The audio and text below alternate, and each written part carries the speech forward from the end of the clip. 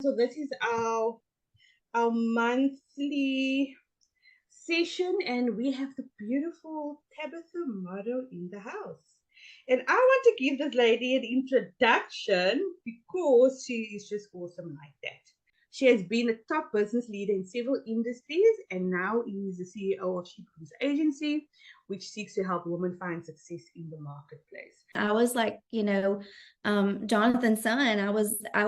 I was there, and I had been kind of orphaned in my life and abandoned, and then I started like I had was talking with a mentor one day, and she said, "You have an orphan mentality. You have an orphan spirit about you." And so Megan come to me at that transition point in my life where God was calling me out of a really big career that I had, and I was surrendering that, and then I was like, okay, Lord, like you want me to write the book. Here I am. I'm writing your book. And I'm like, okay, Megan, this is it. Like, I'm not supposed to write this book with you right now, but I need your help. Just the things she said in the master class, the prophetic word that she spoke to me in that, I was just like, I knew that it was God speaking to my heart, and I'll never forget. She was like, it's time. And being a pastor's wife and being kind of in the background of that, being in the background of my kid's life.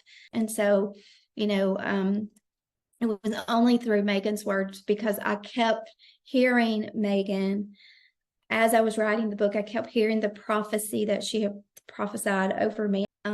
I mean, we're almost at reaching the point where the investment is being brought back, and I fully believe that God is going to provide more than what I invested, because of my obedience. And so the back of the book, the bonus chapter, is you telling your story, because your stories are important. Like, the devil tried to tell me, that the enemy tried to say your story is not important. I'm sorry, but you were up for the challenge, and now speak to us a little bit what you are planning to do with the book now, because that has actually now helped you to step into your calling.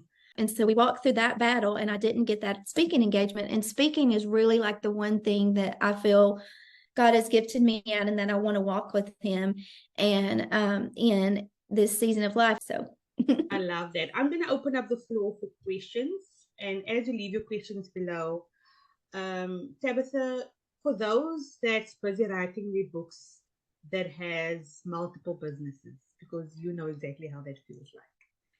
How it must have been so hard for you to let go of this big career.